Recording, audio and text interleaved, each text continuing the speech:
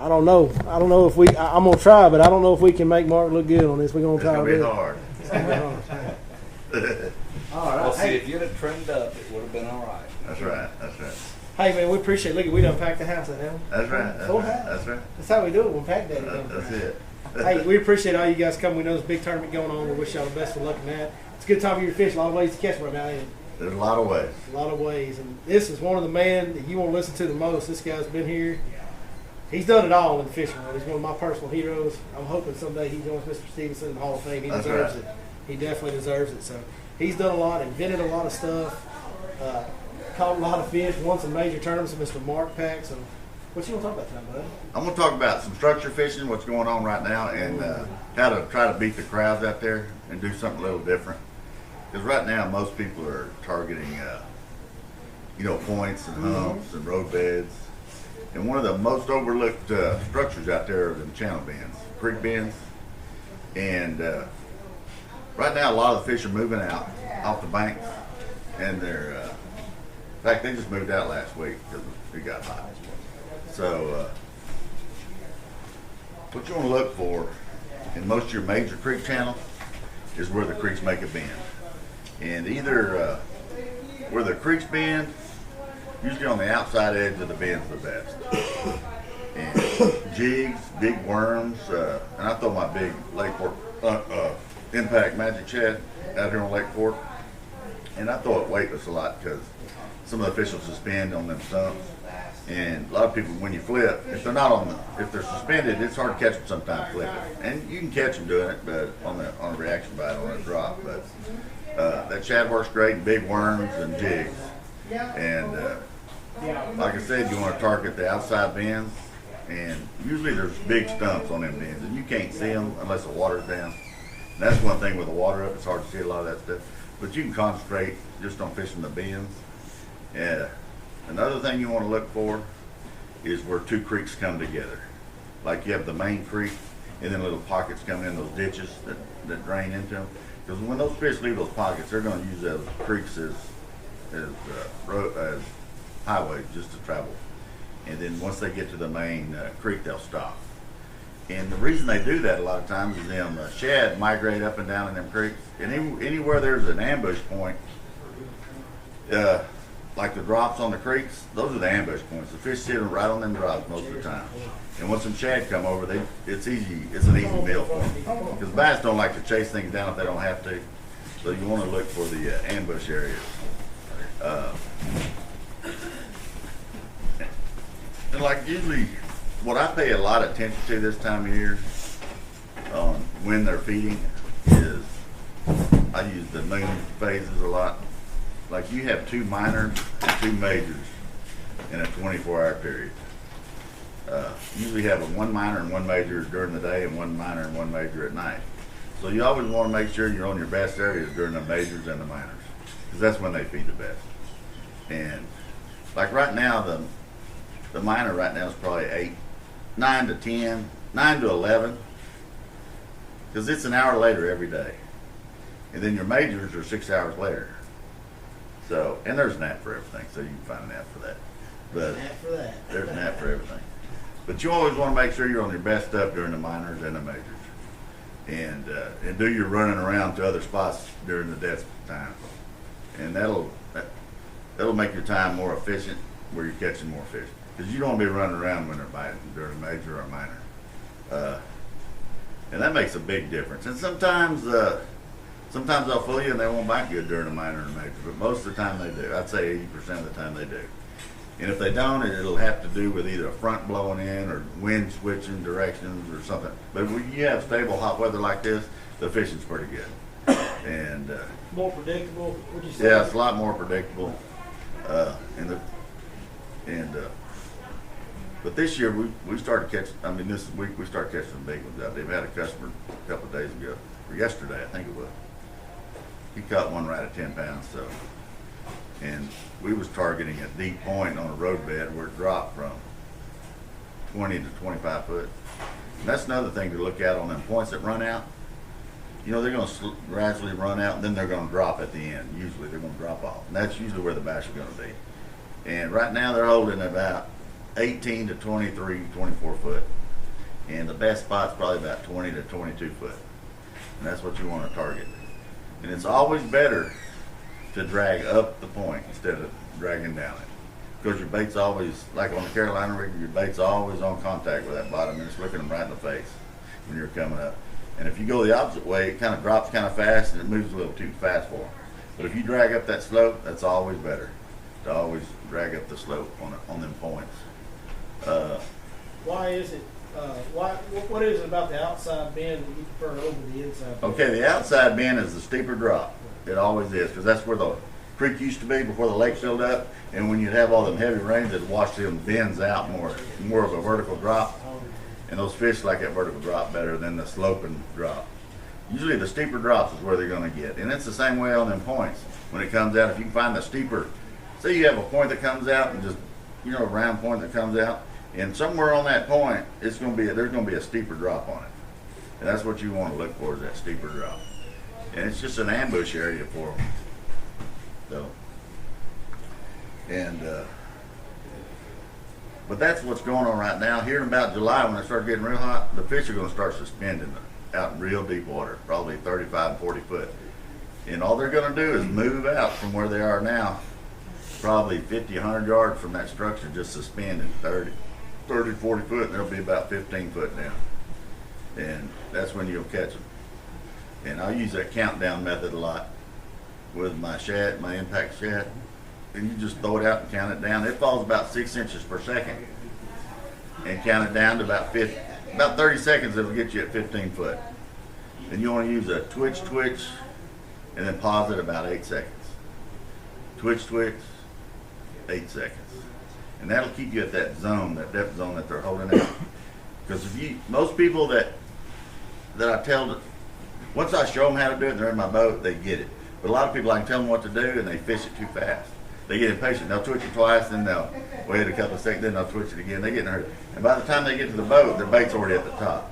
And that's how you'll know you're fishing it too fast, is once you get close to the boat. If your bait's pretty close to the top, you're fishing too fast. You want to make sure it's at least 15 foot down even when it gets to the boat, or 10 foot, pretty close to that. On your deeper stuff, are you primarily using the bigger impact shad? It depends on the bait they're using, but most of the time it's the big one. Because by that time of the year, the shad have grown up some and they're bigger. And a lot of times you're targeting them gizzard shad anyway, Sure. that they're feeding on. Yeah, the bigger bass are going to want to feed on them gizzard shad. That's what they're going to stay around, right? So, Hey guys, if you hadn't seen that impact shad, I've been using it shallow around grass and stuff. And, man, he did a wonderful job on this. He took kind of a soft plastic jerk bait or a fluke style bait and put a joint in it. If anybody's ever seen a glide bait, it's a hard bait that has a joint in it. Well, this is basically like a soft plastic version of that in some ways. And when you twitch that thing, when it dies, it glides.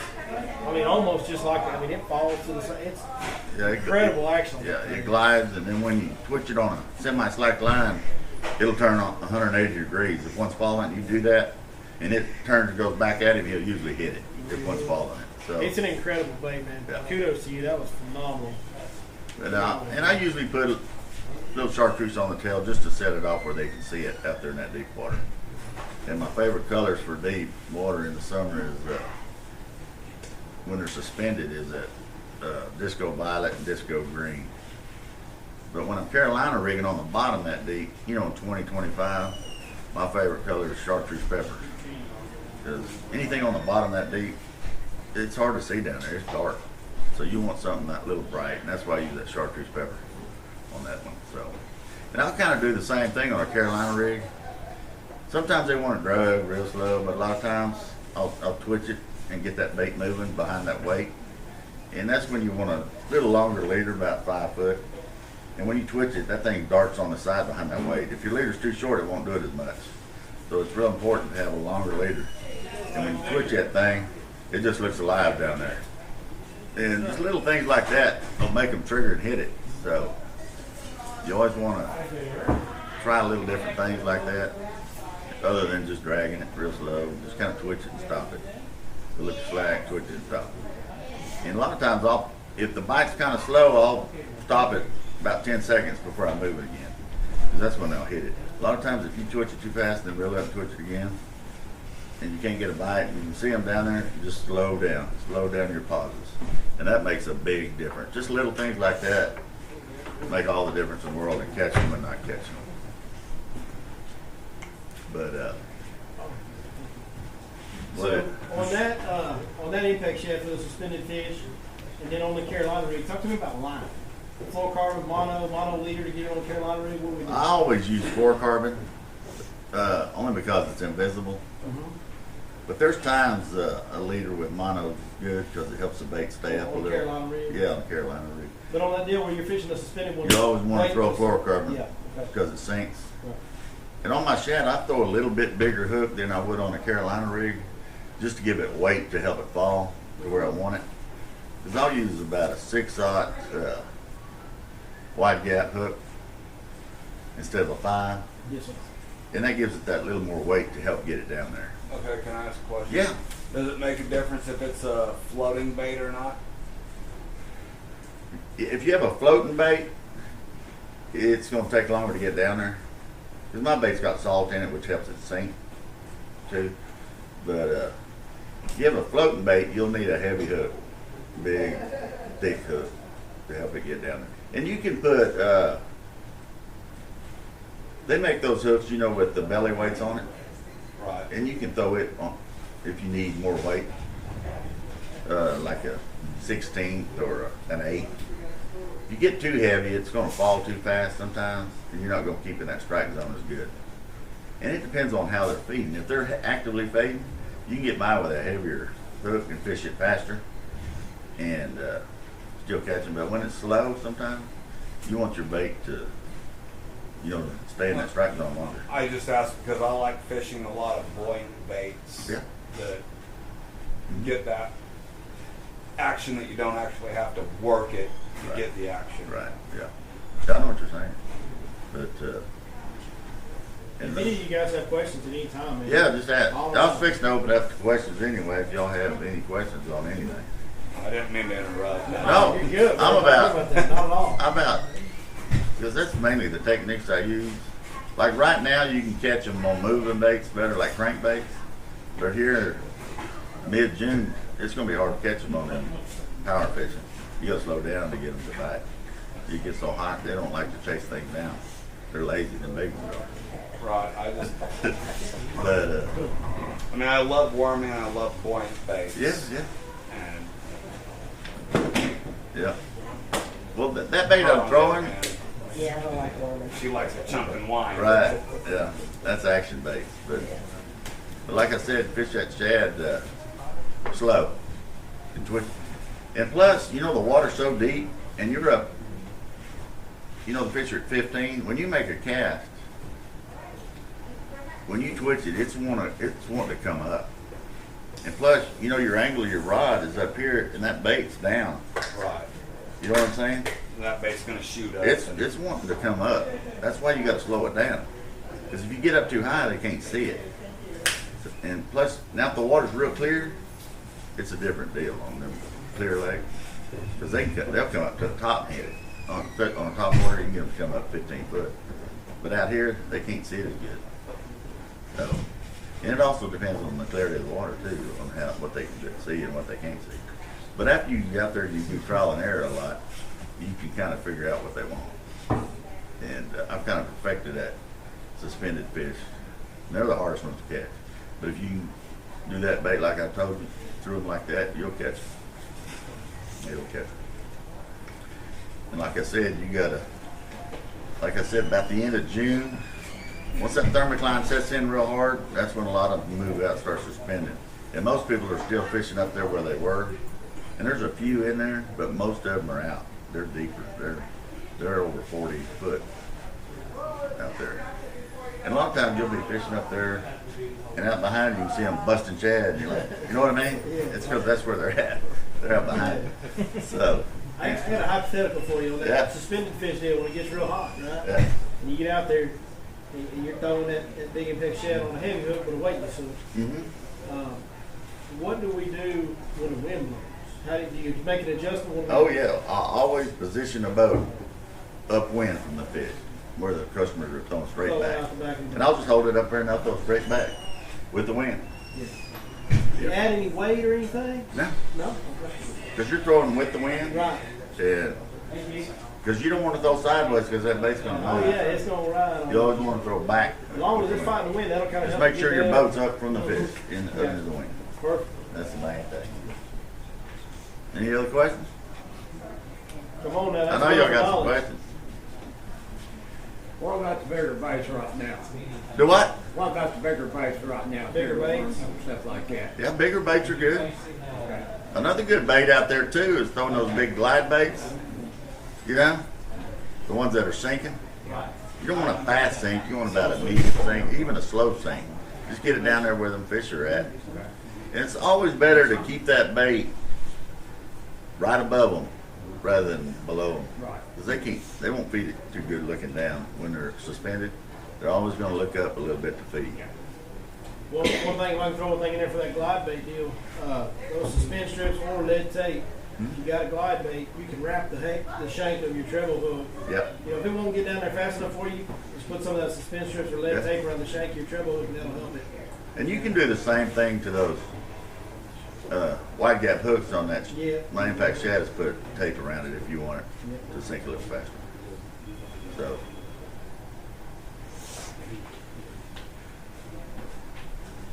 Come on now, ask him. Tell him what's his craziest tour story, whatever. Just ask him. He's like, no, I ain't doing it. I can't tell those. They're too crazy, man. All right, first time you fell out of a boat. It was 8 degrees out here. No, it was man. Come on. It was in January. Oh my goodness. I was about 25 years old, and I hit a stump with my trolling motor, and I kept going. Back then we didn't have ladders in our boat, but I was a lot skinnier, so I could get out of the water. But yeah, it was cold outside. I fell in this year while I was power pole down, so the boat was dead still, and I still fell in. That's how like. Yep. But a lot of times, like right now, the fishing is pretty good, but there's so many people out here, you got to do something a little different sometimes. And that's when I'll look for the channel bends up in the creeks. And one of the biggest things to look for in that pattern is them herons are going to be sitting where the fish are. They'll be sitting on a stump out in the middle of the creek. And I promise you, where you see that bird, there's a school of fish next to him. He's just waiting for him to bust him up where he can steal them from on top. And that's real important in summer. Just look for them birds. Are you setting off the channel bend and throwing in, or getting up on it and then? I usually, like if there's a bend, and it depends on how the brush is too. I don't want too much brush between me and where I'm fishing so I can get them out of there. And a lot of times it doesn't matter because they're going to be on the edge of that creek. Sometimes I'll work it up that creek. It just depends on how the structure is. Usually it doesn't matter if you can get in front of one. So. Hey, Pack, I got a question for you. I had some friends fish with you one time. Y'all were throwing a rig, and they were talking about you just kind of stroking the rig a little bit more. Yeah, sometimes if you're trying to get their attention more, it all depends on the kind of mood they're in. Like I was telling them a while ago, I'll pop that thing and then kill it, trying to get them knowing down there and making that noise on that beat and that weight. And I'll do it with that shad twitching that thing, get more action out of it. But yeah, and then sometimes you gotta fish it real slow and just try different things. I try to change things up because there's a lot of different ways. Fish are funny animals, man. Bass are hard to catch sometimes. You got to do funny things to make them bite. But They don't read the same books we do, do they, brother? no, Not all the time. no.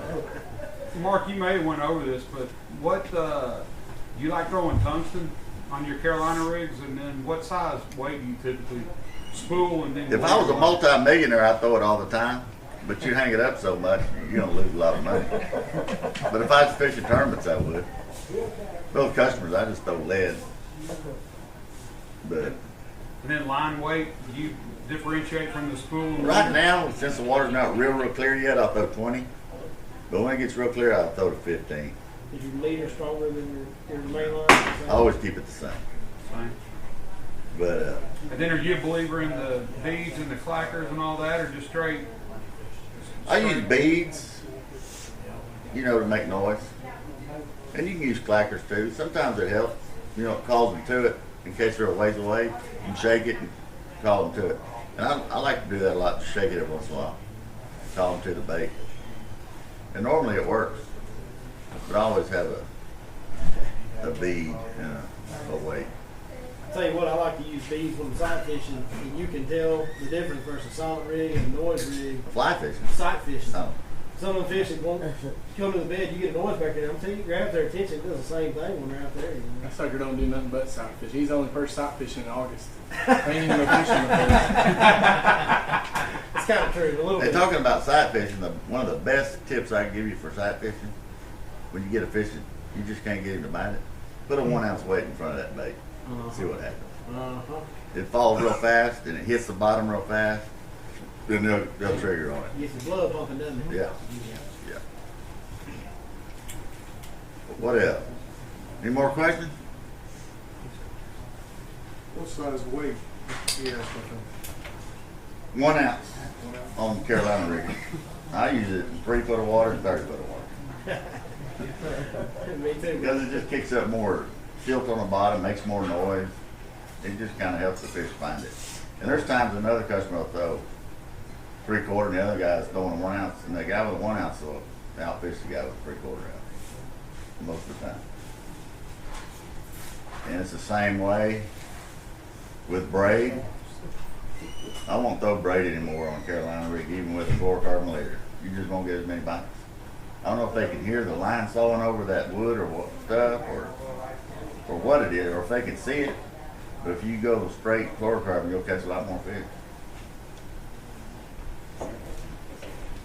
And here's another important thing on Carolina rigging. Always use a smaller hook on your bait that you can get a bite with. Because the lighter the hook, the more action your bait's going to have behind it, and the more bites you're going to get. Some people put a big hook on, bigger hook, and you just don't get as many bites. It kills the action of your bait behind when you're moving it. Because you want that bait to move a little bit back there behind it. If it's just coming straight on the bottom with a heavy hook, it's pulling it to the bottom, and it kills the action of it. Do you keep your leader 5 feet all the time, or do you vary it, or what? Pretty much 4 to 5 foot. Yeah, it just gives it more action. But the deal with the hook's a big deal. And I like light wire hooks most of the time on Carolina rigging, not real thick hooks. I like just a round, bend, offset hook. Either a gamakatsu or a trocar or something. Just a lighter wire. Because that lighter wire, you're making real long casts, and a lighter wire will penetrate your mouth quicker too than a heavy wire hook. And it just doesn't weight the bait down. Well, what about on a really big fish? Will it bend out? Not if you back off on that drag. If you get a real big fish on, you can reel him in without bending the hook. Just back off on your drag a little. That way when he runs, he'll pull a little drag out. On the one lighter wire hook, actually tear and rip fish's mouth. The lighter wire? Yeah. No, it penetrates quicker. But on the hook set. No, you don't want to, that's another thing on Carolina, you don't have to set the hook that hard. Just kind of sweep hook set him and start reeling. And the weight of the fish, when he turns, he'll hook himself most of the time. It's totally different than flipping and stuff. Okay, because I've seen something about a lighter hook on a hook set actually. Now don't go real tears. light, you know what I'm saying? Just a regular round bend offset. It's a lighter wire than most hooks. But it don't tear. Not if you have a good quality hook point. You know what I mean? Right. But like 3 days ago, I had a guy hook a monster bass. It was huge. I still can't sleep. It was like 4 days ago. It's one of the biggest fish I've ever seen. He threw out there and was dragging it, popping it on that shad. And that fish gets it and he sets the hook. This fish jumps that high and it's that freaking long. This head's that big. It's huge. I bet it was 16 pounds or more. I don't know. I don't know how big it was. And then he gets to the boat with it. I said, take your time. Slow down. Because there ain't no brush rope we were fishing. He gets me to the boat, and I said, back off on that drag. And he made just one little click. I said, back off. And that fish pulled out and broke him up. I was sick. It was a freaking giant, man. Okay, when that man says it's a freaking giant, it's a whole different level of giant. I'm telling y'all. Man, that was big. And I can't get back on that spot there because there's a crappie guy sitting on it. Doing things. I wonder what that big old fish was eating down there, Mark. What do you think? Them crappie. Tell us where he's at, we're gonna run him off. Man, that's a big old fish. I'm still sick. I don't know. It's so big, I don't know how big it was. All I know is a giant, true giant. And it was fat, too. It's been eating them crappie, you know? They get big when them crappie. It's like eating trout. Oh, man, I'm still sick. Well, that's the next question. What's the biggest bass you caught? The 14th. Yeah, and it made that one made that one look little. I promise. It was big. Billy, what's your biggest bass? Me personally or customer? Out here. Got 12-3. That 13-year-old boy almost beat it. He was one out short of it. Yeah, I seen that video. He was excited, wasn't he? His dad was Hey, excited. here's the coolest part about that deal, Mark. That kid, after he caught that fish, I bet he fished 45 minutes the rest of the day. He was in shock. Oh, He yeah, just yeah. sat in the seat and was like, just looking around. He didn't know what just happened. That's what happened to my cousin when he lost that fish. He was in shock. Oh, yeah, when you see them when they're, 12-pounder's not on that level, but even, for a boy like that, a 12-pounder, that's something you just can't imagine how big. And he was just a new fisherman, wasn't he? He fished a lot. I mean, he could throw bait caster. He's been fishing a lot, but the biggest fish he caught before then was a 4-pounder. That's amazing. So we jumped it up there pretty good. All right, It was- Billy, now ask him what was his biggest. Mike, what's your biggest? An orca whale. Orca whale. Well, 1084. You didn't catch that at Lake Fork. I'm pretty sure it was an orca whale. No, I caught it at SeaWorld. Yeah. I was at 1084 at Go 1084. Pool. Very nice.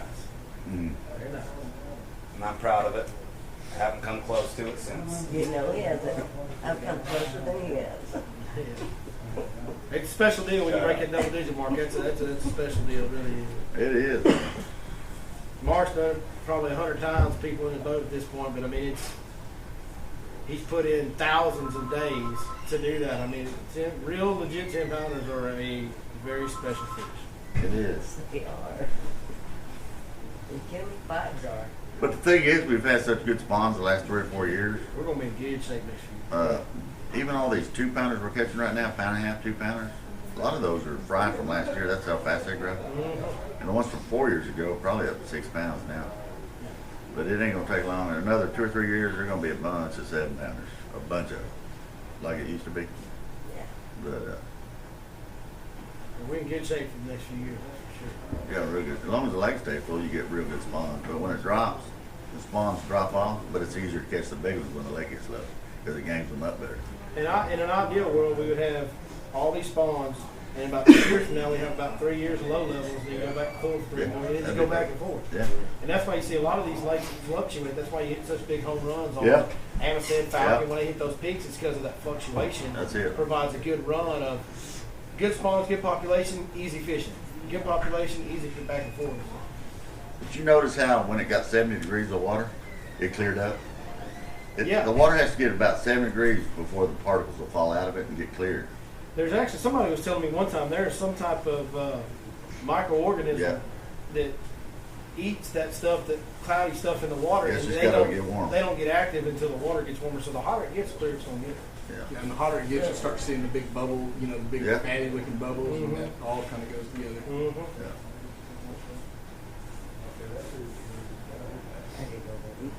You good, bud? I'm good, buddy. Y'all good? Anybody got any more questions for Mark before we get him Like out I of said, go out there and concentrate more on them channel bands with all them boats everywhere. here? Yeah. Just go up in them creeks, look for them herons sitting on stones. So where all the boats are, that's where you want to fish. I try to get away from them boats. Them boats are all going to be out on the main lake. Yeah, it's Point. amazing how crowded. But if you go up them creeks and just look for them channel bands in about 15 to 20 foot, you ought to find it. That's good advice. Hey, you guys are talking to listening to a living legend here tonight. Thank you so God, much. thanks. Means the world to you. All right. Give him a round, y'all. Y'all good luck tomorrow and the next day. Catch a big one. Thank you. All right, we'll see y'all. All right, next up, we got one of my best friends. You got to run? All right. Thank y'all for coming. Thanks, man. Very informative. Yes, sir. Good to meet you. All right, one of my very good friends and one of the craziest guys you'll ever spend 10 hours in a boat with, I guarantee you, because he gets wound up sometimes. But this is Mr. Ronnie Kelly right here. Ronnie used to be a full-time guy here for a long time. How long did you do it? Almost 5 years. Oh, 5 years. Yeah. I thought you were longer than that. I fished longer than that. Yeah, I know. You've been paying your bills fishing. I know all that. Long-term history with this guy. And 13-pounder, how many over 10 now? I don't know. It's a bunch. But It's a bunch. What I'm I've been trying lucky. A lot of luck. what I'm trying to tell you guys is he may not have been here as long as some of the others, and he may not have been guiding the last few years. But this old boy right here, he's got a lot of bass knowledge and a lot of trophy bass catches. To his credit, both his customers and himself, he is absolutely one of the best fishermen in East Texas. There's no doubt about that. So y'all give him a big round. What are we talking about? Frog fishing, right together. How's everybody tonight? Good, man. Everybody fishing Legends tomorrow? Anybody fishing shallow? You guys fish shallow? You like frog fish? Yes.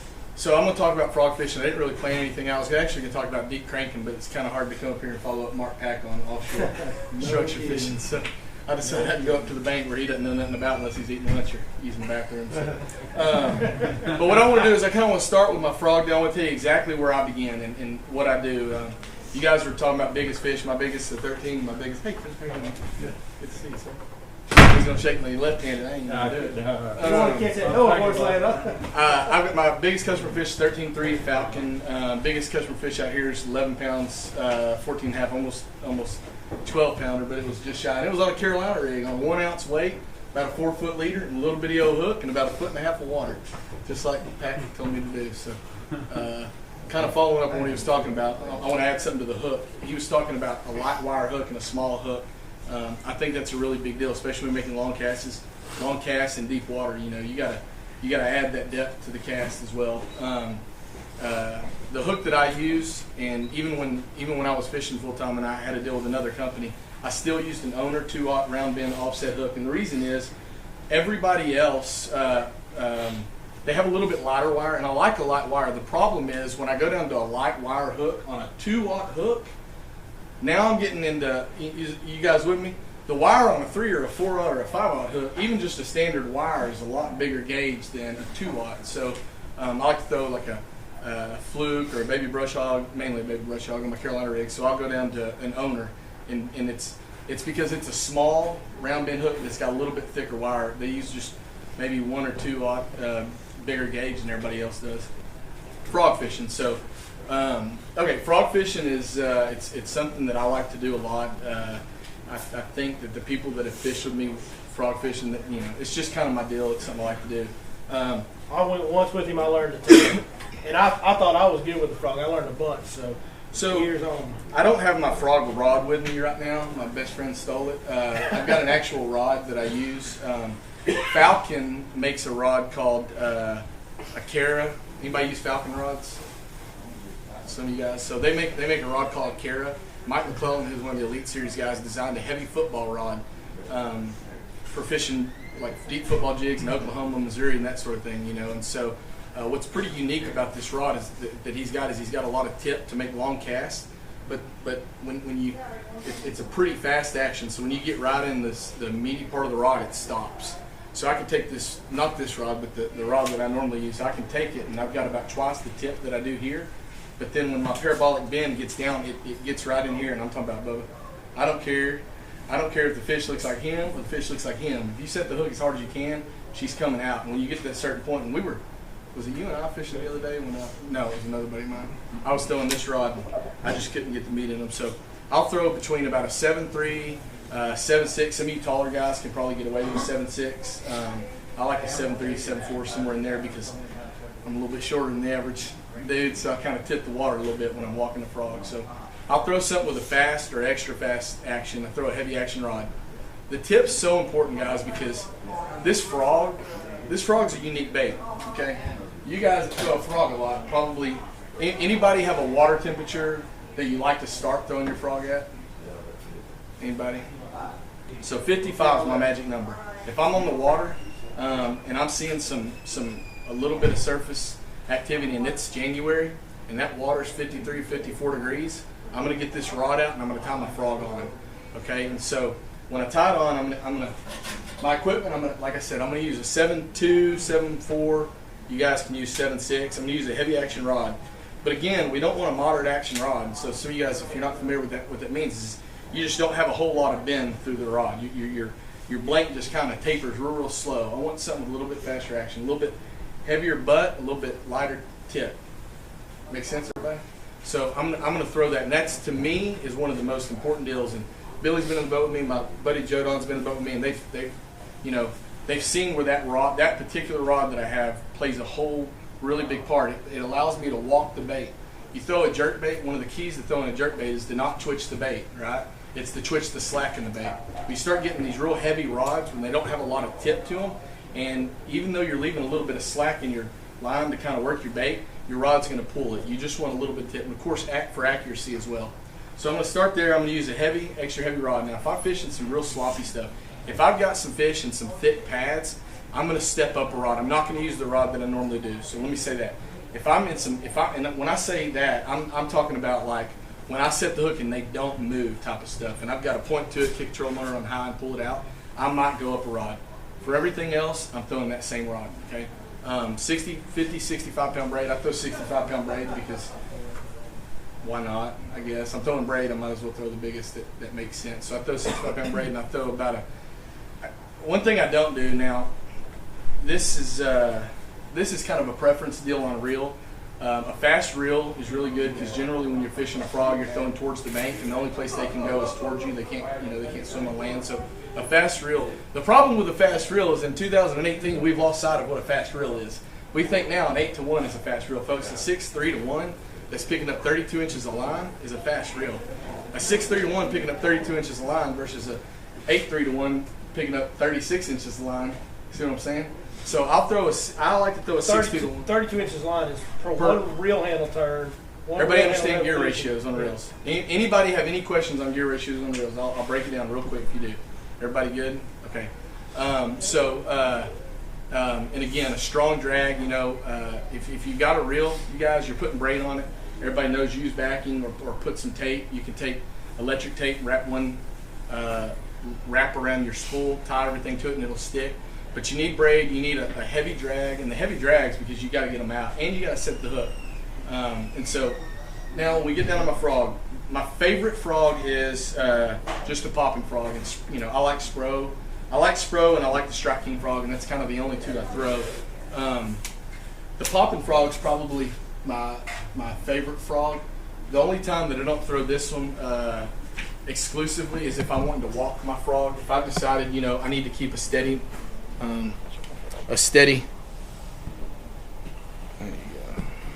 If I need to keep a steady cadence on my frog, then I'll switch to just a regular frog. I brought this. So if anybody's just not a frog fisherman, you haven't seen, you can see here's just a regular hollow body frog. And this is actually Strike King. It's got a few rattles in it, and it's just you can pass that around. This chewed up a little bit. And this is a popping frog, and so I like the popping frog a little bit better because it gives me two different options.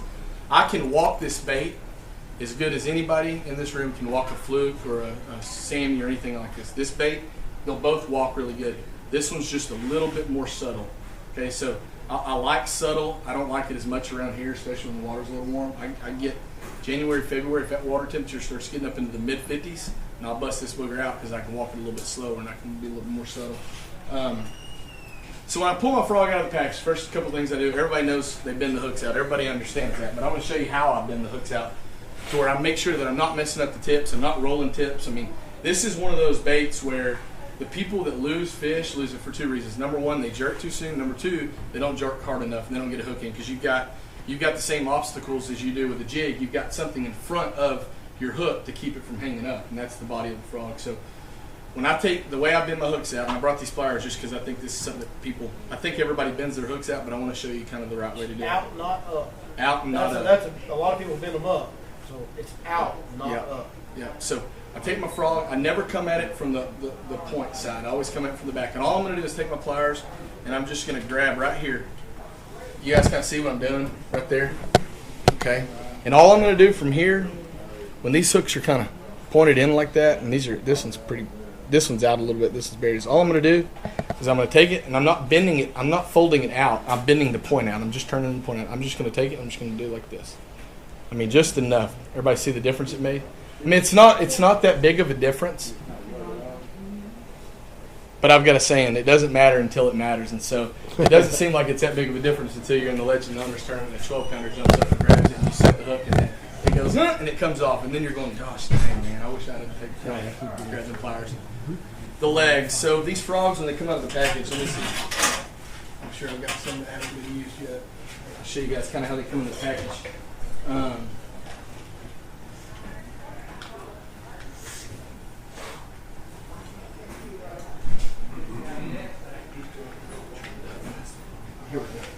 So here's I don't even know what kind this is KBD. So you guys kind of see how long the legs are, right? And I know most of you guys straight out of the package already know a lot of this stuff, but this is the stuff that a lot of people just aren't doing. So straight out of the package, I'm gonna show you what I'm doing with my frog. First thing I'm doing is I'm taking my hooks, I'm bending them out.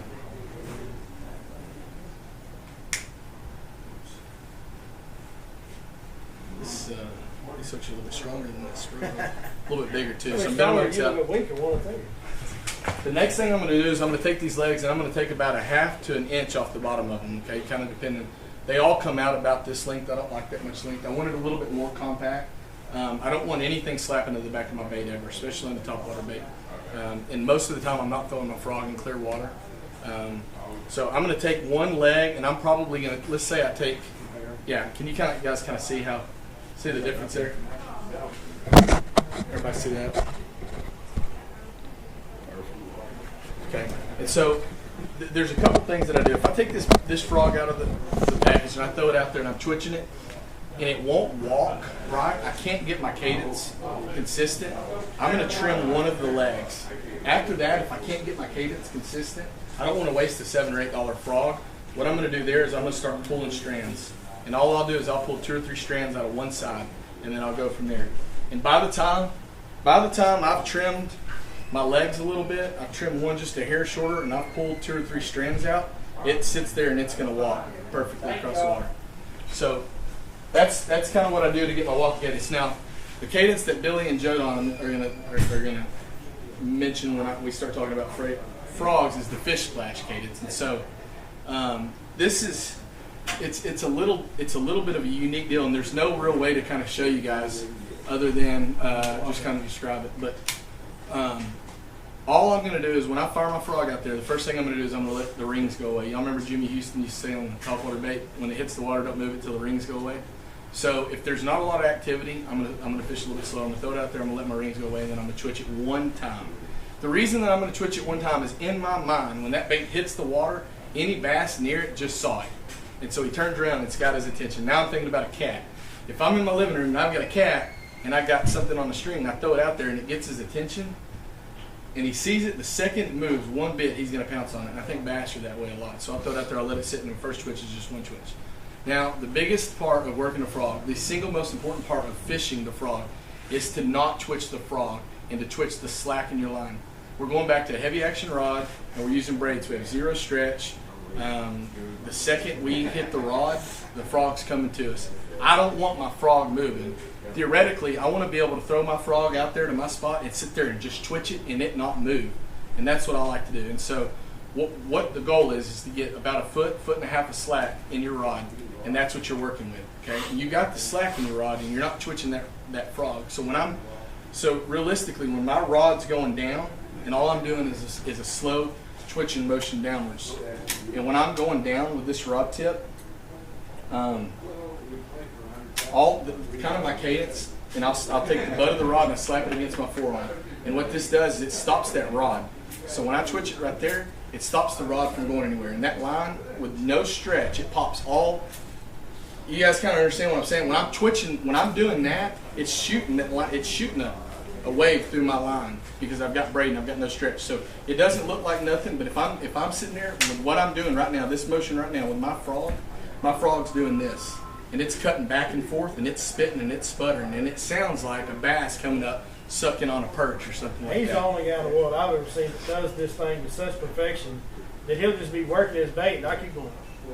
I'm thinking a fish is eating it because he makes it so sudden and so sharp, and that bait makes such a unique splash that it really sounds like a bass just ate it. And it's such a big deal that if you and your buddy are fishing and you're up on the front and you figured the cadence out, it's not going to be a contest.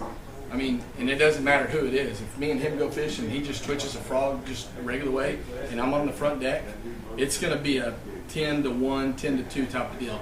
And it's that way, I mean, 100% of the time, I'd say. Wouldn't you, Joe? I mean, I go fishing with my buddies, and that's just usually the way it is in the frog. And it's the cadence. That was last year when I was with you. And it's that way. I was 10-1 for yeah, sure. I mean, and it's the cadence of the frog, and it's kind of like Pat was talking about popping that Carolina rig to get their attention. I think this gets their attention, number one. And number two, it has the sound. We don't think about that, but man, if you're a predator and there's a sound that your prey makes, your instinct to it. I mean, you know this. So when you start hearing that chugging and that popping sound that the frog has the ability to make, I mean, it calls them up. And you'll see them coming around. So the biggest deal in the frog is keeping the slack. And if you guys, any big jerkbait guys, anybody here claim to be a jerkbait stud? None of you guys? Dang, we're in East Texas. We are in East Texas. Hey, if I didn't raise my hand. I saw it. Well, y'all better be careful out here in January and December. Some of these suckers out here about 30 foot of water doing this. So it's the same thing with jerkbait. When you're fishing jerkbait, you don't ever want to pull the bait with your line. You want to pull the slack. So same way with a Sammy fisherman, Yellow Magic, same thing. Spook, yeah, Sammy, spook, topwater bait. Anything that's got that action that you want to focus on the slack. So we've got the tackle. There's not a lot I can show you guys about skipping. Skipping's a big deal. I got some customers over here with me that have fished skipping, but they're not paying attention. Fishing boat docks. This is one of my favorite baits to fish boat docks with. I can't really get my Yellow Magic to skip way up under the boat docks. You can if you rear back and fire, you can pretty good. But if you've got the frog, you can get back there, from any angle with it, and it skips pretty good. So we've got all that now on our hook set. And so let me tell you something else. Don't be afraid to throw this in open water. I mean, the reality is, if you're on a crystal clear water lake, you're probably not throwing a frog anyways. But if you're anywhere like here, any of our East Texas fisheries that we've got a little bit off-colored water, even when it's clear to us, it's off-colored. This is a bait that you can throw in open water. I mean, you can fish, especially some of these different colors. You get a little bit more shad. I ain't talking about color too. You get a little bit more shad-colored pattern in there, and you have the ability to just kind of walk it. So color's a big deal. The way fish work. Let me explain the way fish work. And I'm not going to say this is what I think, because this is the way fish work. Fish don't have the ability to reason. Everybody understands that, right? So we think that they're incredibly smart, but it's not based off of reasoning. They don't have the ability to look at something and go, okay, that's purple. I eat bluegill, and bluegill are the only thing that I eat that have purple in it. That doesn't look like a bluegill. I'm not going to eat it. What they don't have the ability to do is go, that's purple and blue, and I stink and eat purple and blue. Like, I don't know what it is, but I eat purple and blue. And they eat it, and that's bluegill and that sort of thing. So this color, I don't actually know what it's called. We call it cowboy because it's got silver and blue. But it's got purple, blue, and black. So I throw this anytime I'm up shallow and I hear sucking, bluegill sucking. Everybody knows what bluegill sucking sounds like. I start hearing that around grass, around pads, anything like that. I throw this color. The other color I throw a lot, especially April, March, that time frame, I throw red. And so, see if I can get all red in here. Here we go, boy. Y'all see this one? So this is old red. You guys, there's just one laying in there. Kind of beat up. Yeah, it's kind of beat up. It's trimmed up. You guys can pass that around. That's a good one to look at. So I throw that early on when I start hearing clicking. So there's a difference between sucking and clicking. The sucking's the bluegill coming up, eating. The clicking's the crawfish. Sorry, love it. Thanks, man. Stuff. Crawfish clicking. Everybody understand a crawfish clicking? Everybody ever heard that? Sounds like Rice Krispies. You're in a big old patch of grass fishing a hydrilla. You hit that cold mud, you're. That's crawfish. All right, they're little. They look like almost just. They'll be when they start to hatch and they start getting in the grass stuff, and you'll hear clicking. It sounds like Rice Krispies. I hear Rice Krispies in the grass, the pads, anything like that, and I'm busting out that brown color you guys are passing around. It's called old red. So, and then anytime there's a lot of shad activity early in the year, that white's a really good color. Okay, so those are kind of the only 3 colors that I throw in some type of variation. Here's one thing I'll tell you guys: I'm never throwing a frog because I think the bass are eating frogs. So just so everybody knows that, like I've never been like, oh my God, here we are, freaking frog pattern. Like they're out here just busting toads. That's just not the way it happens. I don't think. I think bass do. I know they eat frogs, but I don't think that that's kind of the deal. I think more than likely the forage is a little bit more simple, a little bit something we're more used to: shad, bluegill, crawfish, that sort of thing. So those are the colors you use for the boat? These are the colors. It's kind of the only colors. So you don't need any of these yellow-bellied ones? Those are for customers. Huh? You don't need none of the yellow-bellied ones in my pocket? Those are for those guys. Those are for customers and buddies. The times that I'll start throwing my bright yellows, my bright chartreuses, is when the water's really, really nasty, and I want a little bit more distinction, or I'm not getting bit and I know it's a frog time. Hook set is pretty simple. When I set the hook, I step back to set the hook. And by the time a fish blows up on my frog and I've stepped back, he's got it. All right, so I don't have any kind of simple recipe to it. I don't wait to twitch again or anything. I don't pause. I twitch my frog, twitch, and I set. Okay, I just, everybody understand what bass do when they come up. They come up and their mouth's wide open. They get everything in it. They close their mouth when they go down, and as soon as they hit the water, their gills go like that. Right? Everybody familiar with how that works? So all the gills do is they flush everything that they get out of their mouth in. So when they come up and they grab it, by the time their head's underwater, the mouth's going to be closed most of the time. And so by the time that fish is taken, by the time all this is taking place and my brain's had time to react and this foot gets back here, most of the time he's got it. Not all the time, but most of the time. Anything else? Let's talk some questions now, because I'm rushing through this trying to figure out. I got one about boat docks. When we think boat docks, we're flipping something or pitching something in the boat docks. Are you using that frog anytime you would normally use I'm looking at boat docks completely different. I'm looking at boat docks like there's a whole bunch of poles in the water, right? There's a whole bunch of shade in the water. And so I'm looking at shade probably a little different than you too. So when I see shade, when I see a boat dock, if I've got a boat dock right here, this actual boat dock means nothing to me. These corners mean something. Wherever my shade's at means something. This might be my favorite side of the boat dock, but my shade's over here. So this does me nothing. No good. So fish in the shade. I do. And so when we're talking boat docks, a lot of times where the boat dock kind of goes right up next to the bank, I'm looking at those poles like stumps. So that's where I'm kind of skipping that dock. Now on the front of the dock, I'll skip it. I'll fire it way up under there, but that's more shad activity type of deal.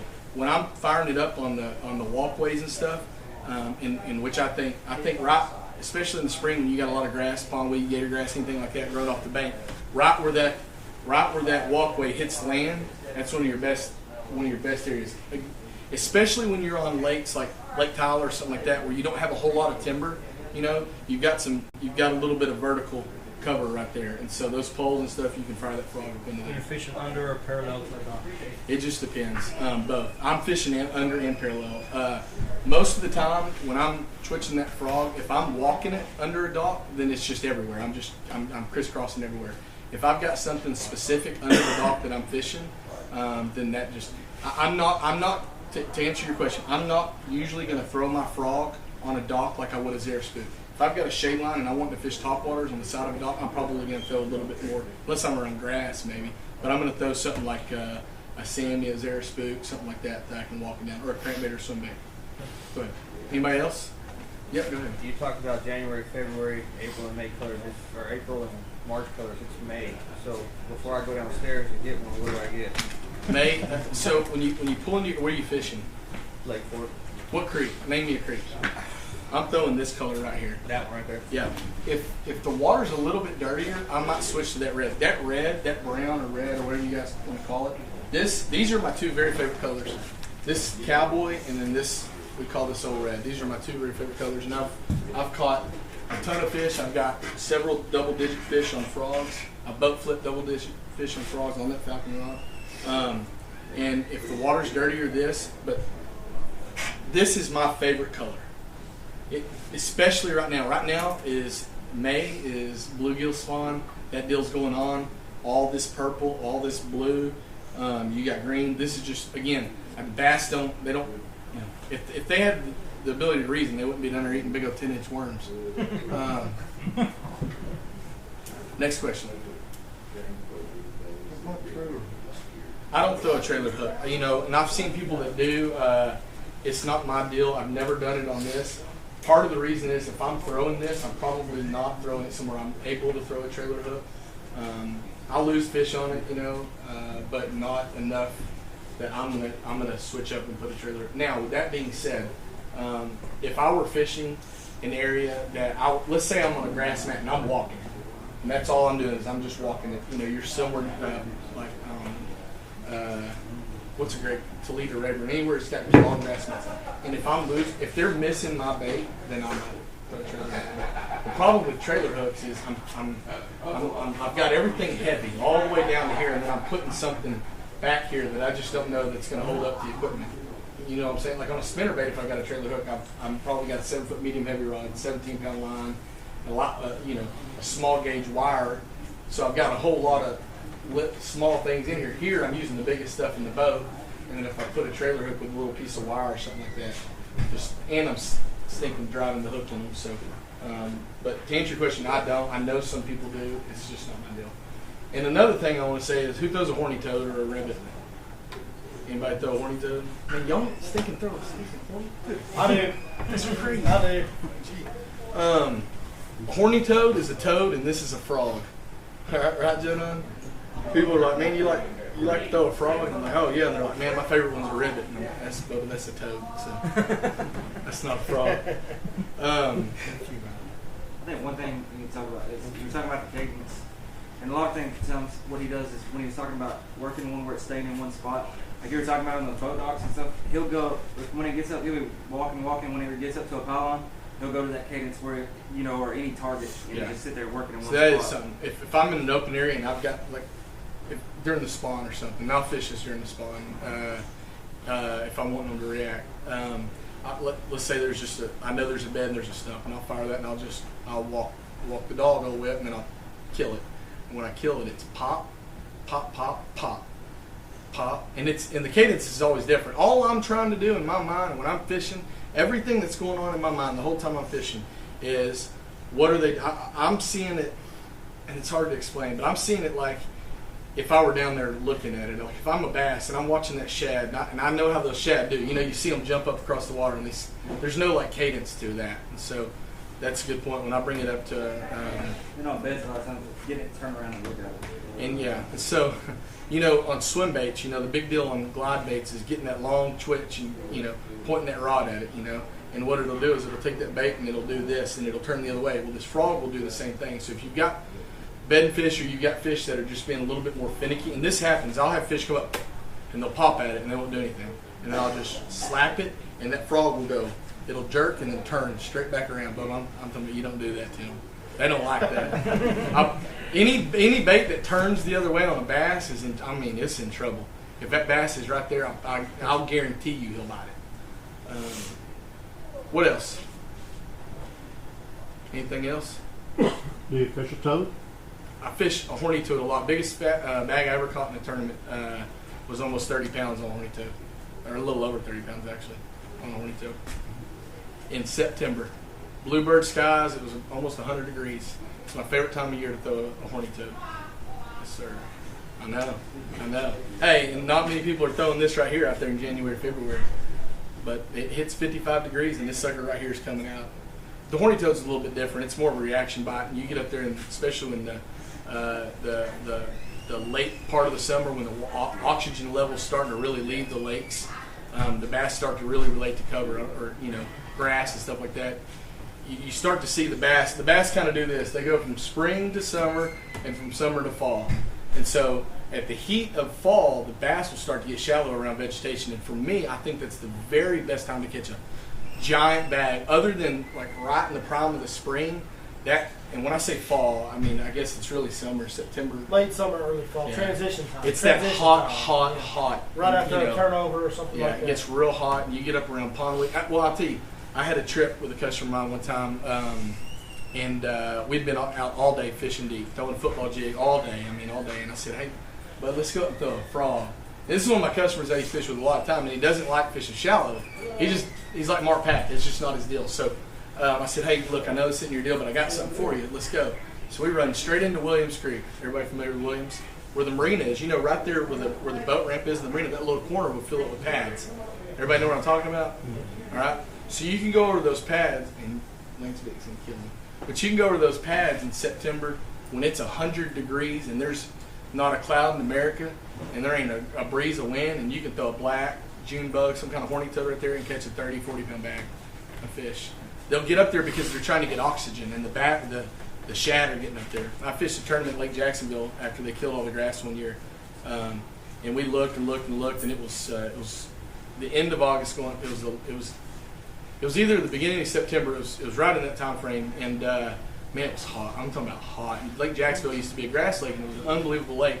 It had huge streamers out of it, and they killed all the grass. And so I looked and looked and looked, and I just couldn't find anything offshore that I wanted to fish. So me and my partner were talking. I'm like, if I can find any kind of grass, and there's no vegetation. Well, I run way to the back of one of these huge creeks that, I say huge, on Jacksonville they're not huge, but on a It's like huge the whole creek. lake, pretty much.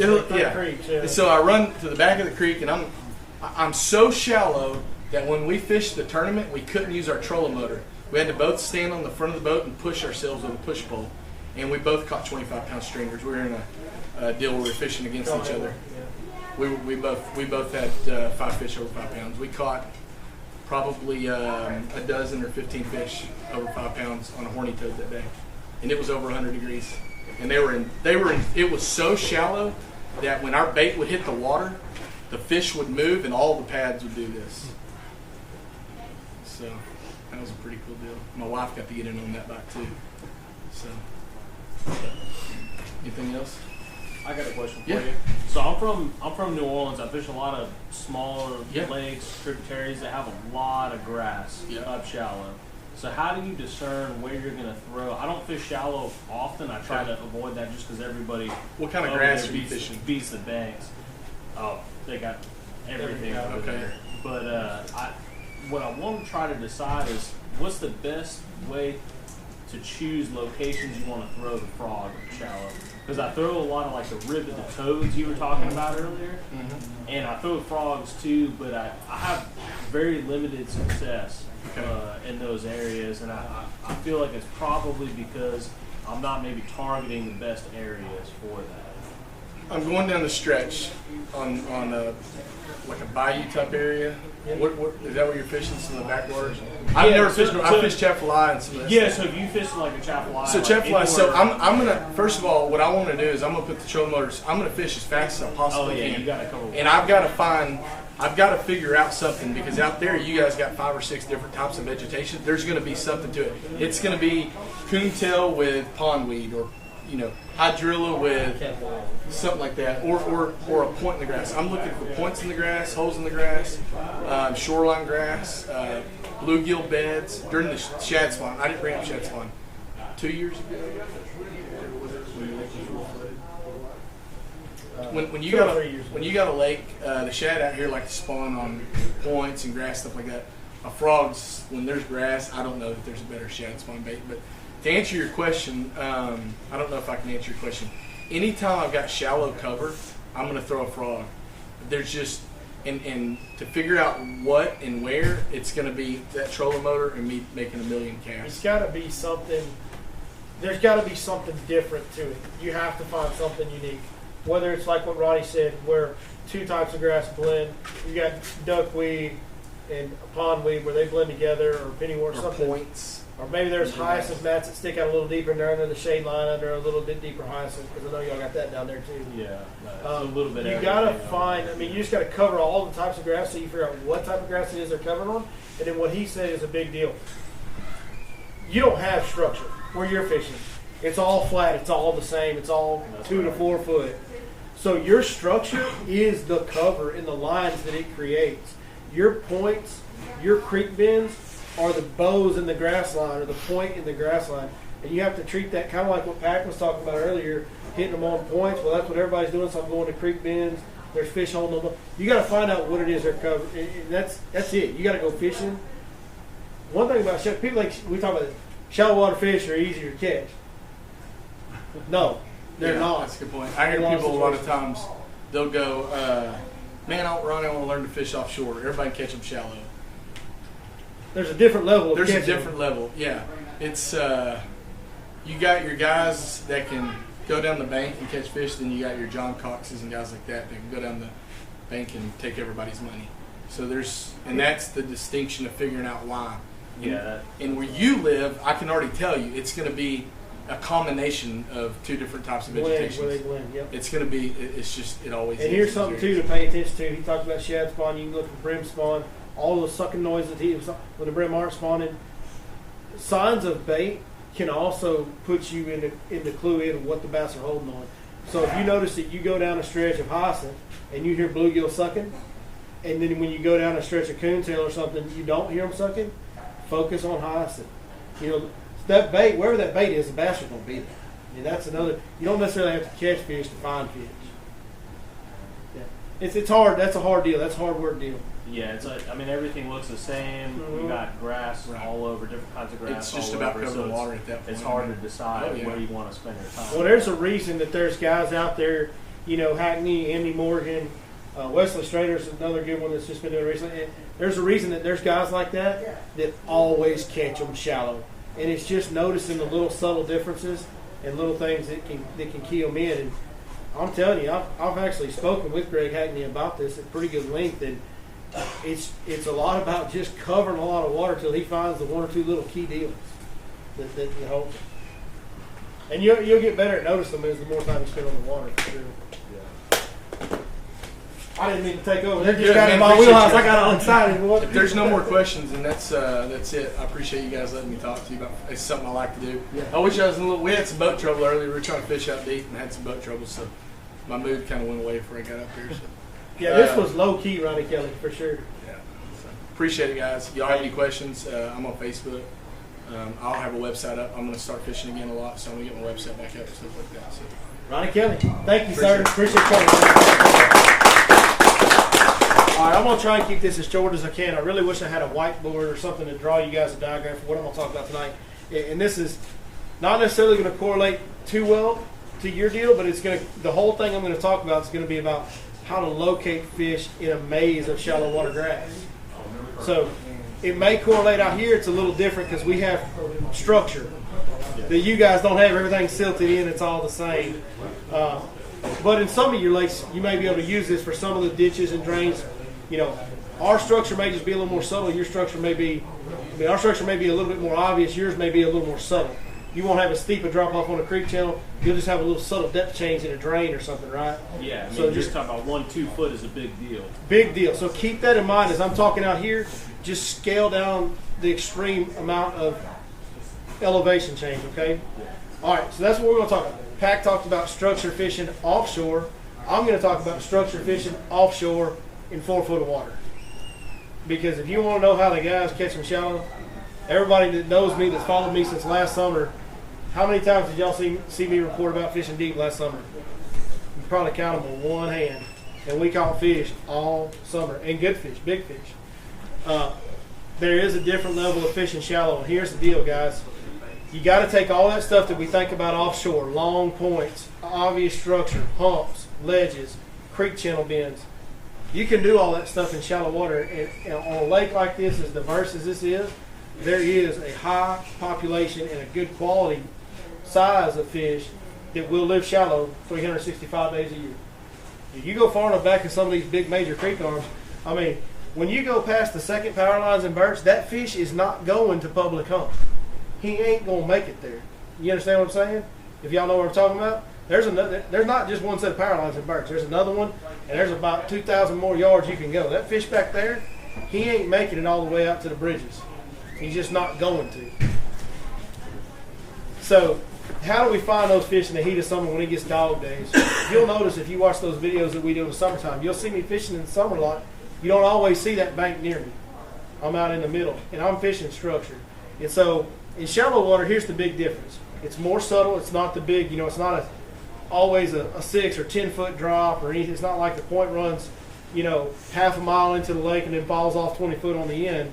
It's more like the point runs 100 yards out into the lake and falls off 4 foot. Here's my deal on this lake.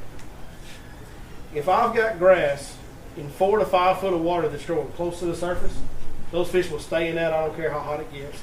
They got oxygen, they got shade, they got enough depth change that it's going to hold the big bait sources, it's going to hold the gizzard, it's going to hold the brim, and it's going to hold big bass throughout the year. So that's kind of the first key you need to know for Lake Fork specifically. You need grass in 4 to 5 foot of water. Guess what? It's May, we already got it. So they're going to stay there all year this year. There's nothing, unless the water level just dumps out of it this summer, these fish are going to be up shallow all year. A creek channel bend, if you think about a creek channel bend, as it comes out and it bows like this, that inside part of that creek channel bend is a point. That is a main lake point. And I find that these shallow fish will gather on those creek channel bends, but a lot of times that outside bend that Pack was talking about, that's their home, right? And on top of that inside bend, on top of that point, is their kitchen. See what I'm saying? So you can catch them on the outside bend, but you can catch them real good up on top of that point that bend creates. When they get on there, that's when they're firing. Flats adjacent to that. If you have a main creek channel bend that bows around like, God, I wish I had something to draw this for you guys. One of my favorite areas has a big S curve in a bend, and then off the side of the bend it has a secondary channel, secondary drain that makes 3 loops. Well, that creates 3 humps right there on the big creek channel bend. Now you talk about some dynamic structure. That's dynamic structure. Now, those humps are 4 foot and the creek's 10 foot, but that's a big deal to a shallow fish that's 10 miles from deep water. Right next to that particular bend, there is a massive flat, and it's just so you got creek channel bend, hump, and then up here is just a huge flat, 4 foot of water, 4 to 5 foot of water, and it's got scattered coontail and hydrilla all the way across it right now. Those fish right now today are just going to absolute town on shad on top of that flat. I mean, there's shad running, jumping out of the water, big gizzard shad the size of your hand. So it's happening. So that's the big deal about locating them. Is find that shallow water structure. Look at you got to do a lot of map study. And this contour lines aren't going to be as obvious. Like what this gentleman from Louisiana was saying, 1 and 2 foot can make a difference. Here it's more like 3 to 4 foot. But a 3 to 4 foot change on your contour lines isn't really going to show you a whole bunch of dark lines together. It's not like a 10 or 15 foot drop off where you'll see all the dark lines condensed on your map. So you got to be like zoom way in and get real observant and real detailed with your contour study in shallow water. It's just a microcosm of what goes on out deep. I lose my train of thought. I get to rolling and I forget what else I want to throw in there. I know I always forget stuff. Health of grass is a big deal. When you're fishing 100 acres of grass, bottom content and health of grass is a big deal. You can go along that creek channel, and like I said, that's their home. And you'll catch one here, and you'll catch one here, going along that. That flat is where you're going to find that school. Now, like I said, when they pull up on that flat, when they pull up on top of that point, that's where they're going to eat. Within that flat, there will always be, and there was one today, and it was a pretty good ways off the creek channel bend. It was harder bottom. Maybe there's a shell bed or something there. I don't know. As we go along, I'm beginning to think there's shell beds everywhere on this lake because I'm finding them. Now that I've educated myself and know what to look for, there's hundreds of them, guys. I mean, hundreds of them. It could just be a harder bottom, maybe a little clay, something, maybe the grass scatters out. Like today, where they were, I think it was probably a clay bottom or some kind of a harder bottom, so hard to the point the grass had a harder time growing because the grass was real thick on that flat, except for in this one area. It was about as big as this room right here, and that's where we caught the big fish. That's where we had 2 really big bites in an hour that we were up there this afternoon, and those 2 big bites came in that area where that grass scattered. And as we went through that area, kind of searching and hunting and pecking, that's where we always saw the biggest shad jumping out of the water was in that one area. So there's always, a spot within a spot on a big flat, but that's where you're going to find your schools of fish, your home runs. If y'all have any questions at any time, please ask me. Is any of this making sense? I get up here, I get to rambling sometimes. It don't make a lot of sense. Y'all catching what I'm throwing here? All right, good deal. As far as, that's kind of how you got to break it down. It's a lot of work. It's a little bit more subtle. It's a little bit harder to find. But when you can find it, you can have it to yourself. Because in today's world of HDS carbons and you know, we can talk to. I mean, I'm pretty sure there's no aliens in space, or we'd be talking to them on our fishing grounds. You know what I'm saying? So, with all that stuff, I'm telling you, it's amazing. You can see it when you drive around the lake. You drive down here, and there's, you know, multiple boats on every obvious point of structure going down the main lake. And then you get in the back of a pocket that's got some good grass in it, and there ain't nobody in sight. I mean, we were the only boat back where I was this afternoon at the end of the day. Man, that's why I do it. That is why I go back in those areas, because I don't have to fight that traffic. I can go back there and, yeah, maybe there's some more 10-pounders down here in front of the dam, but, man, I got some up here too, and I got them to myself. I ain't sharing them with nobody, you know. So it's a good thing to learn that shallow water and try and get good at it. It's almost the roles have reversed, you know. Back in the day, it was we all wanted to fish deep and wanted to learn how to fish deep, because that was like the advanced technique that nobody really knew how to do that good. Only the pros knew how to do it. And so when you went out there, those fish, boy, if you saw them on your graph, you caught them. Right now is a great time to fish deep, because those fish are post-spawn and they want to eat. And so even if you just find 2 or 3, you can usually catch them right now. As time goes on, I see it year after year. The hotter we get and the more lethargic those fish get, and they get harder to catch, man, you can graph a bunch of fish out there and not catch them. And it's because you're just rotating that spot with somebody else that's already beat them, and they're not in a fully aggressive mode where they're easy. And yet you can go back in a grass flat and have it to yourself, and those fish are lethargic, but ain't nobody fish for them. So the 10 that are aggressive all bite. You know, it's that kind of deal. So that's why I do it, and that's kind of what I look for on the map. And you know, bottom content changes. Does everybody know how to tell if grass is healthy or unhealthy? Everybody know what that looks like? Healthy grass is like a dark green and it's crisp. Like if you were to pick it up out of the water and you hold it in your hand, you squeeze it, it almost dries out. It's just real fluffy and crisp. It's not slimy at all. If it starts getting that slime on it, that's not healthy grass. So if you see that slime, kind of veer away from that, because that's a big deal, the health of the grass. And the hotter it gets, the harder it gets to find that healthy grass. Because that grass will start dying off at the end of July and the end of August and all that. All right, any questions about anything? So we're meeting for lunch tomorrow. You're taking us back to where you were today? Is that what you're telling me? I'm buying. Not quite yet. You gotta be you fishing a tournament, bro. Come on. I didn't say fish with you, I said follow you. Oh, follow me. You know what? I had a guy at Lust today, he's a customer of mine as well, and you guys have gone out on trips with me. And, I had a customer of mine as well that saw me at Lust, and he said, we were walking out at the same time. He goes, all right, man, I'm just going to follow you. I said, come on, keep up. And about halfway to the dam, I looked back, and he was way back there, Jack. But anyways, yeah. No, it ain't going to tomorrow is my day off the water. I will be making next week's videos for you guys tomorrow. So, Yeah, I had a couple questions. Yes, Sorry, sir. I don't want to steal too much. No, come on, man. Fire away, brother. We'll do them all. I'll only come back to Texas every so often. Yeah. But I had 2 questions for you. Just fishing today, kind of looking around. I haven't been to Fork in a while. I typically fish the lake a couple of times a year, so I have a general idea what's going on. I respect and appreciate a lot of what you do. Thank you. Because that helps me kind of, keep up to date. Yeah, that's the whole goal, man. We want to help people catch more fish. Yeah, and then I guess first question is, when you're fishing out deep, how do you know when to move on from a spot and go somewhere else? And number 2, have you ever seen the shad spawn happen further back in creek arms where, everybody talks about like main lake shad spawn. Mm-hmm. Everybody knows about that. Clay points, all that stuff, right. So one of the things that I saw today, which I've seen a handful of times, but on a much smaller scale, was you have a creek arm swing that comes close to a bank. You're talking about 10 feet of water, close up to the bank, within 20 yards or so.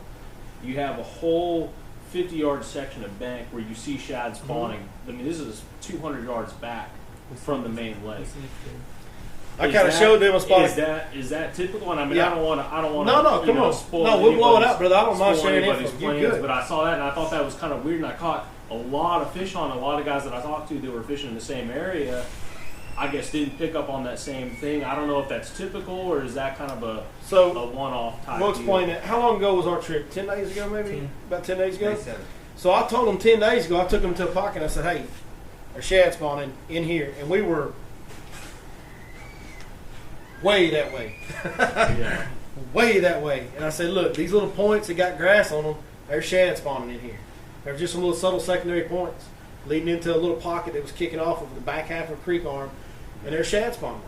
And I mean, we were catching, that particular day we had no wind, I think it was maybe. Yeah, no wind. No wind, so the shad didn't really spawn and they didn't really fire. I mean, we caught a few fish, but not like, when that wind was blowing in and the shad were kicking, we were catching 20 fish in the first hour every day. Yeah, that's how Every it was. day. That's how it was It's this morning. boom, boom, boom. And good fish. There's some big fish mixed in there, some good under tournament fish. There's all sizes kind of mixed in together. So here's what happens, guys. Those shad, there's this lake and these East Texas lakes and the South Louisiana, down here where it's fertile and there's big populations of fish of all species, them shad are just like any other species that spawns. They're going to spawn from Highway 19 to the dam. There's shad everywhere. They're not just going to all travel down here to spawn on clay points. So the shad in that area are going to spawn. Now, typically, that should be almost done. That creek, back of the creeks, north in the lake, that shad spawn is like on the verge of stopping because it's been going for a while now. This one on the clay points has still got probably at least a good 2, maybe 3 weeks left in it, I would think at this point. The water is heating up extremely fast right now, so that's going to kind of rush that along a little bit. But yeah, no, it is very common to see shad spawn, honestly, anywhere. They have key structures they spawn on, what you're talking about. Creek channel bank swing, well, that creates a point on either side, so they're spawning all down that bank. Because just like we talked about, a creek channel shallow water creates a point like this. When a creek swings against the bank, that's 2 half points right there. And somewhere around there, it loops back around, so you got 2 points right there. So they're spawning on the side of points, just like they do down here. They spawn on the side of points on clay, except they're spawning on the structure that they like to spawn on in the area they live in. Does that answer your question? Yeah, that makes a lot of sense. I just saw it and I hadn't seen it before, and I thought, man, I wonder if this is kind of a one-off deal. I did good on it this morning, but didn't know if that was normal occurrence. In my experience, shad almost always been. People think of points. Shad, in my experience, almost always, just 100% of the time in my memory, from what I can remember, spawn on the side of points. They don't spawn on the tip. They spawn on the side of points, and it's the side that the wind's blowing into. Yeah. Every time. That's what I see. You guys remember how we had those 2 points? Mm-hmm. And I don't know what y'all saw today, but I'll bet you this. The side that the wind was blowing on, the point that had more wind blowing on it had more shad on it, I would be willing to bet. There was a line of probably 40 yards long. And the wind was blowing in there a little bit, rippling in there? Yep. See, and that's what I'm saying. So shad spawn on the side of points where the wind's blowing into it. And everybody does it down here because once you start getting to this time of year when the shad are spawning, everybody wants to fish down here because that's where the bass are still spawning a little bit. You know what I'm saying? And that's where the deep water structure, a lot of the deep water structure is that they're starting to stack up on that the early spawners are coming to.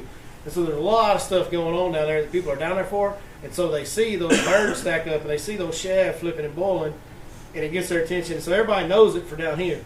But Mr. Pack, I promise you, he has just as many shad spawn points north of 2946 as he does south of here. I promise you he does. It happens all over the lake. So, that's a long discussion, but that's a big topic. Yeah, no, that I think that answered the second question very, very well. The first question was if you're fishing, like for instance this morning, fishing a main lake point like 25 feet. Oh, how do I know when to go? So I caught a couple decent spot fish, a couple that were like close to being good unders. And then on almost back-to-back casts, caught a monster crappie, a drum, and a catfish. Got frustrated and left. Okay. Throwing a spoon of all things. Yeah, they call it soft shell turtle today. So I thought that was a little weird. That is a little weird for this time of year. Petered out and then I left. We see that a lot in the fall, where you get all the different flavors, coming together. That is rare for this time of year. For me, how do I know? As I'm focusing on main lake points and that typical offshore structure that we like to focus on this time of year, how do I know when to go back shallow? It's honestly, it's an experience thing. It's a seasonal pattern thing. I like to be on stuff early. That's just me. I start in January and I get the first pre-spawners that are shallow, and then I start sight fishing on the first spawning fish. And then I like sight fishing a lot, so I'll stay till the last fish are spawning. and then I start going to the first deep fish. You know, typical years, this year happened later because we had a lot colder water temps later in the year. But typically for me, by about the third, latest the last week of April, about the third week of April, I'm thinking about main lake structure. And so it's just a seasonal pattern for me. I know that most years we have a lot of fish start spawning in February, and we have fish all over the lake spawning in March. So by the time I get to the third, fourth week in April, I've got some fish that are done that are headed back out. And I want to get out there before everybody else does, because that's when you really catch them. When you can get on one of them schools of offshore fish before everybody jumps out there on them, and when you go out there the third week of April, you own. And you can run around to every point. And dude, if you mark 5 fish on the graph, you got to catch 4 at least. I mean, they just there to eat, and you're the only one fishing for them. Typically, my cue to go back shallow is when everybody comes out there. I'm being serious now. But you can kind of tell those fish, like this year, everybody was already out there looking for them by the time they went out there because it happened in the middle of May. And so you can kind of tell when those fish, like right now, they got that big post-spawn feed bag on, but it's harder to find them on the points than it usually is. Usually almost every one you go to is loaded. Right now it's not because of the pressure, the fishing pressure. They're getting busted up. They're getting busted up. That's exactly how I like to say it. I'm still out there on that deep water a lot right now because I know those fish are still eating really good because they just got there within the last couple of weeks. As soon as I start graphing fish, when I see fish set up right and they don't bite, I'm done. You know what I mean? Like on the occasional slow day when I'm not catching them shallow, I'll go run deep and try to catch fish because on slow days you got to do what you got to do.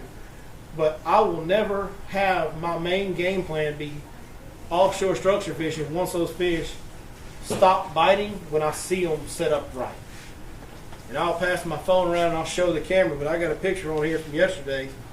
This is perfect. It's not a lot of fish. It's maybe 8-10 fish. But this is the perfect setup for offshore structure. When you come over the crest of a point, you want those bass on the peak. Wherever that point peaks, you want the bass on top. I'll show this to the camera, and I'll pass around. Try to tap it every once in a while so it doesn't go blank on them. But when I see them like that right there, and then I don't catch nothing, I can go do other stuff and catch them better. So you give like 20, 30 minutes and then that's it. Oh yeah, when I pull up on that spot and I ain't got bit in 30 minutes, yeah, I'm done. And if that happens a couple times, if that happens 3 or 4 times in a row in a day, that's the day where I'm starting to rethink my game plan for tomorrow. I don't usually change my game plan in the middle of the day. Sometimes I do, but usually I'll stick with it for that day, give it a fair run.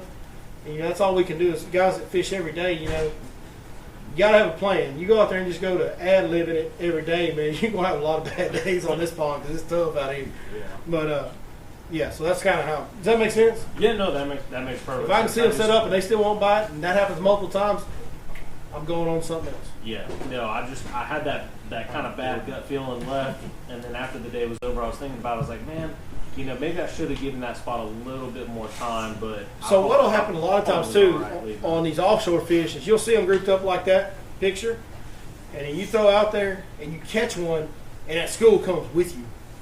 They follow that fish. Yeah, they're coming back. You'll look, watch. You'll catch him. You'll bring him up, and then look at your graph after you release that fish. There's fish all under your boat. Where you were sitting off the school, now they're under you. Well, you just got to give them time. Now, that's a situation where I'll wait 30, 45 minutes, try to let them fish get gathered back up before I bail out on that area. So, like, you caught some good fish, right? Yeah. So you caught some good fish out of school. For me right there, I would have given them 30, 45 minutes after I caught the last one to get back gathered up. Because what happened there is there's bait present, obviously, somewhere around the edges of that point. You guys will see this a lot right now on the crest of these points. Bass, bass, bass, bass. You look off on the sides, sand bass, crappie, shad, all kinds of turtles. Damn turtle catchers over here. But that's what I love to see. If I can see the smaller species on the side of the point and the bass on the crest, I'm going to catch those fish. That smaller species is off of that structure because they're scared. So what happens is you catch that bass or 2 or 3, and that school comes with you, and they come off that structure. Well, them crappie and them sand bass are running up on there getting every bit of scraps they can, and then the bass will start gathering up, and all that stuff will dissipate to the sides again. See what I'm saying? Yeah, no, that makes Give it some that makes a lot of time when sense. you're catching them. If you're catching them on spot, give it a little time, and then if you wait 30, 45 minutes, you still can't get bit. It may take them a longer time than you want to wait to get gathered back up, and that's when you just bail out and go run some more. Now, you go back to that spot. Yeah. You understand what I'm saying there? Because maybe they don't gather up in 45 minutes, but maybe 2-3 hours they do. And that is a spot they're using. That's a feeding plateau. They're eating. They're eating. You've caught them. Always go back to that this time of year. Always. Any other questions? Billy, Yes, sir. do those fish tend to move very much? Like from one point to the next? Well, what I mean is during the day, Mhm. once they stack up on those points, will they move off and then come back? Oh, yeah. Oh, On yeah. a day-to-day basis. Well, and here's the deal. We cause a lot of that by Right. fishing for them. So, yeah, 100%. You go in there, bust that school up, and they regather. If it was an unpressured lake, you know what I'm Yeah. saying? Like if it wasn't for our influence on them, I don't know. They would come off and on, but I feel like there would always be a decent group on it. I guess kind of what I'm saying is say you go out and you mark fish there, you go in, you catch 2 or 3, and then they quit being interested, you move on. Would you expect tomorrow to be able to go back there and find that same? Yeah, for a certain stretch of time, yes. Okay. You'll find this, and it's like, hey, they're spawning in Birch right now, but they ain't spawning in the mouth of Little Caney. It's real similar to that in a way that, there'll be a period of time, like right now, everybody knows Hope House Point, Chicken Ridge, Little Mustang Point. Man, them things, they got them. Now, they're getting busted up like crazy because there's 4 boats on every one of them. Right. But there's fish on those like every single day right now. There's one point, piece of structure that I have in the mouth of Little Caney. It's pretty subtle. It's that's a big old superstructure point that runs way out there to the mouth of Little Caney. Falls off into 50 foot of water in that big main river channel out there. And there's one little subtle ridge that runs out off the side of that deal that I fish a lot. Well, earlier in the week and last week, they were fishing on it every day. Starting 2 days ago, you'll see a few, but not like they were. And it'll fade. You'll watch it fade. You know what I'm saying? Yeah. Like on a certain particular spot, your school will be 10, 15, 20 on your graph. And then, after 4 or 5 days, the next you start seeing, oh, well, my school's 7. Now my school's 4. Now there's just 1. You kind of, that's how it goes. Right. But yes, they will be on there. They will reload on there every day. And the way this lake works with all the pressure, just because you saw them stacked on there yesterday, and you come back tomorrow and you only see 2, well, man, old Ronnie Kelly may have just went over with that football jig and cleaned them out for 30 minutes. You know what I mean? So, keep running back to those points multiple times a day right now. Yeah, that's kind of the reason I was asking is I ran into that situation today.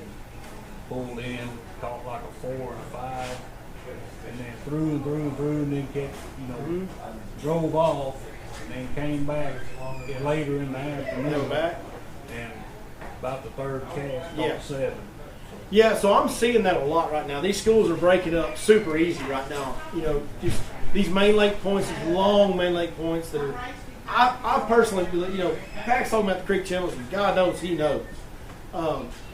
For me, the deal that I fish this time of year, it's real obvious, and so everybody fishes it. It's these super long points that run out there. Right on the tip end is where they get. That's what I find them on the best right now, and they're breaking up so easy. And I'm telling you, the only reason it is because normally they go out there and they get to gather, and nobody messes with them for a while. A select few of people.